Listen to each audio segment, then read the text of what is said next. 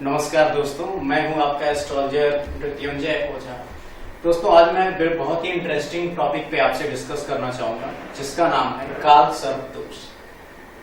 आपको ज्योतिष की जानकारी हो या ना हो, कुछ भी ना पता हो, फिर भी काल सर्प दोष एक ऐसी चीज है जो सबको पता ही होती है, क्योंकि इसका इतना प्रचार किया गया है कि लगभग इतना इससे लोग डरते हैं और बहुत सारी चीजें। और काल सर्प दोष भी इतने प्रकार के बताए गए हैं कि आप उतने प्रकार के तो बता पाना मेरे लिए मुश्किल होगा, पर मैं आपको काल सर्प दोष के बारे में थोड़ा सा मैं जानकारी जरूर देना चाहूंगा।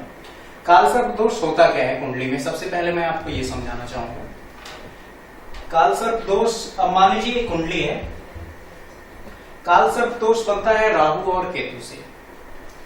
अगर आपकी कुंडली में राहु और केतु जैसे एक होता है, ये हमेशा आमने सामने ही रहेंगे, 180 डिग्री पे होते हैं। ये चंद्रमा के नोड से हैं, ये नॉर्थ नोड है, ये साउथ नोड है, ये हमेशा 180 डिग्री पे आमने सामने रहेंगे। राहु यहाँ है तो केतु यहाँ है, अगर राहु यहाँ होगा तो केतु यहाँ होगा, राहु यहाँ होगा तो केतु यहाँ होगा। तो राहु केतु का ये काल सर्प दोष तब बनता है कि जब सारे प्लैनेट, बाकी जो 7 प्लैनेट हैं जैसे सन, मून, मार्स, मरकरी, वो राहु केतु के बीच में आ जाते हैं, यानी एक साइड हो जाते हैं। मान लीजिए राहु, ये 2 साइड कर देते हैं हम इस बर्थ चार्ट का। मान लीजिए बाकी सारे planet sun, moon, Mars, Jupiter, Saturn सारे एक साइड आ गए, तो इसे कहा जाता है कि ये काल सर्प दोष है, या इधर है या फिर इस साइड आ गए। या फिर ऐसे भी मान सकते हैं, मान लीजिए राहु यहाँ पे है, केतु यहाँ पे है और बाकी सारे प्लैनेट यहाँ है, यानी राहु केतु के बीच में है, बाहर नहीं है। और ये डिग्री वाइज भी हो सकता है। मान लीजिए राहु के साथ सूर्य यहाँ पे है, राहु की डिग्री है 25, सूर्य की डिग्री है 20, फिर भी हम मानेंगे काल सर्प दोष है, क्योंकि डिग्री राहु की जाता है, सन की डिग्री ने राहु को क्रॉस नहीं किया है। तो इससे हम समझ लेंगे कुंडली में काल सर्प दोष है। चाहे इधर हो प्लैनेट या इस साइड भी हो सकते हैं, यानी कि इधर साइड 12th हाउस से या फिर कहीं भी हो सकते हैं। हम ये मानना है कि राहु केतु के बीच में जब सारे प्लैनेट आ जाते हैं तो उसको काल सर्प दोष कहते हैं। और काल सर्प दोष कई प्रकार का होता है, जैसे 12 राशियां, 12 हाउस होते हैं, तो 12 हाउसेस के अकॉर्डिंग भी होता है। मान लीजिए राहु यहाँ पे है, केतु यहाँ पे, ये दूसरा काल सर्प दोष है, बाकी सारे प्लैनेट इधर हैं। राहु यहाँ पे है, केतु यहाँ पे है, ये तीसरे टाइप का हो गया। फिर यहाँ राहु यहाँ है, केतु यहाँ है, तो ये चौथे हो गया। मान लीजिए राहु यहाँ है, केतु यहाँ है, बाकी सारे प्लैनेट इधर है, तो दूसरे टाइप का हो गया। इस तरह से कुंडली में जैसे जैसे रोटेट होता है, वो अलग तरीके के काल सर्प दोष बनते जाते हैं। हालांकि मैं नहीं कह रहा कि काल सर्प दोष होते हैं या नहीं होते हैं, मैं आपको समझाने के लिए बता रहा हूँ कि जो चीजें प्रचलित हैं, जिसका प्रचार किया जा रहा है। और हमें पता है 12 राशियां होती हैं, तो 12 राशियों के अकॉर्डिंग 12 हाउस होंगे।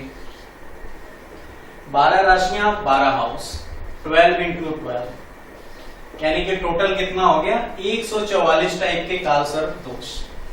और ऐसा ही नहीं है, एक दूसरा 144 और भी है। कैसे? क्योंकि मान लीजिए राहु केतु के अगर लेफ्ट साइड में प्लैनेट है तो वो 144 है, फिर अगर राइट है तो फिर ऐसे 12 राशियां, 12 हाउस रोटेट हो गए, यानी 144 प्लस 144, यानी ये आपका हो गया 288। 288 प्रकार के काल सर्प दोष हैं। और हमारे पुराणों में या हमारे हिंदू स्क्रिप्चर्स में ऐसा कोई सांप नहीं बचा होगा जो इसके नाम से ना हो। एक वासुकी, वासुकी वो सांप होता है जो शंकर भगवान के गले में है, वो भी दोष दे रहा है यहाँ पे, उसके नाम से भी एक काल सर्प दोष है। शेषनाग काल सर्प दोष, यानी शेषनाग जिनके माना जाता है कि वो सबकी रक्षा करते हैं, उनको भी डराने के लिए काल सर्प दोष में लगा दिया गया है, ये शेषनाग है। इसी तरह तक्षक काल सर्प दोष, बहुत सारे तरह के काल सर्प दोष, यानी जो ये 288 हैं, इनपे किसी न किसी सांप का नाम जोड़ दिया गया है। एक से स्टार्ट करते हैं कि ये है 288, इतने टाइप के तो सांप भी नहीं होते हैं इंडिया में। मतलब जो जहरीले सांप होते हैं, मेरे हिसाब से 4 होते हैं, 4 टाइप्स ऑफ जो सांप इंडिया में पाए जाते हैं, वो जहरीले होते हैं। पर जो काल सर्प दोष के जो सांप हैं, जो जहरीले सांप है, वो 288 टाइप के हैं। तो ऐसे इसको प्रचार किया गया है। दोस्तों, मेरे कहने का मतलब है कि प्रेडिक्शन सिर्फ 2 प्लैनेट से नहीं होती है, राहु केतु से ही सिर्फ कुंडली डिसाइड नहीं होती है, इसके अलावा भी 7 प्लैनेट हैं, इनकी भी दशा होती है। इनका भी अपना इंपॉर्टेंस होता है। तो मेरे हिसाब से काल सर्प दोष इज नथिंग। इसको बस एक तरीके से प्रचार किया गया है कि अगर आपको कुछ नहीं मिल रहा, राहु केतु, शादी में आपका डिले होगा, कोई काम टाइम पे नहीं होगा, आपकी पढ़ाई पूरी नहीं होगी, ये नहीं होगा, कोई लॉजिक नहीं मिला, समझ में नहीं आया, क्यों? काल सर्प दोष है, इस वजह से। इसकी शांति कराओ, पूजा कराओ, ये नाग बलि दो, आप महाकाल जाओ, इस नदी पे होता है, सिर्फ ऐसा बंदा कर सकता है जिसके राहु केतु उच्च के हों, ऐसी दुनिया भर की बातें। आपको मैं एग्जांपल दूंगा सचिन तेंदुलकर की, उनकी कुंडली में भी काल सर्प दोष है। सचिन जी जब 16 इयर्स के थे तो शायद इंडिया के लिए खेला, उन्होंने क्रिकेट खेला। 20-22 साल के हुए, शादी हो गई, अभी 2 बच्चे हैं, नेम फेम मनी, उनके लिए काल सर्प दोष कहां गया? कोई नागबली करवाई, पूजा करवाई, क्या करवाया पता नहीं। ऐसे बहुत सारी सेलिब्रिटीज हैं जिनमें काल सर्प दोष, ऐसे नहीं, काल सर्प दोष का जो सिद्धांत है वो बहुत ही लचीला है।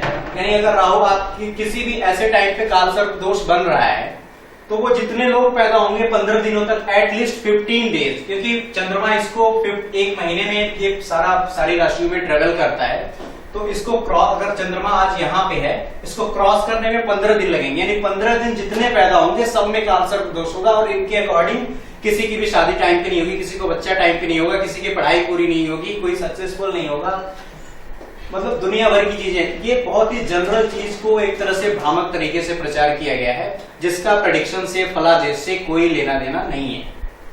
तो मैं तो कहूंगा कि आप किसी भी चीज को एक्सेप्ट करने से पहले आप कुछ लॉजिक लगाइए, अपना ब्रेन यूज कीजिए, कि चीजों के पीछे लॉजिक क्या है उसको समझने की कोशिश कीजिए। और प्रेडिक्शन सिर्फ राहु केतु से नहीं होती है, बाकी 7 प्लैनेट और भी हैं जिनके बेस पे एक फलादेश होता है, हमारी लाइफ डिसाइड होती है। तो मेरा बस कहने का यही मतलब था कि राहु केतु का दोष क्या होता है, काल सर्प दोष कैसे बनता है, ये आपने समझ लिया। समझने तक ही रखिए, इसको यूज करने की कोई जरूरत नहीं है, क्योंकि इसका कोई भी प्रभाव मेरे हिसाब से नहीं होता है। प्रेडिक्शन सिर्फ योग या दोष से नहीं होती है, बहुत सारी चीजें देखनी पड़ती हैं। राहु केतु के नक्षत्र देखने पड़ेंगे, राहु केतु कौन सी राशि में है, राहु केतु को कौन से प्लैनेट प्रभावित कर रहे हैं, 1000 तरह की चीजें और भी हैं कुंडली में जिससे कोई प्रेडिक्शन होती है।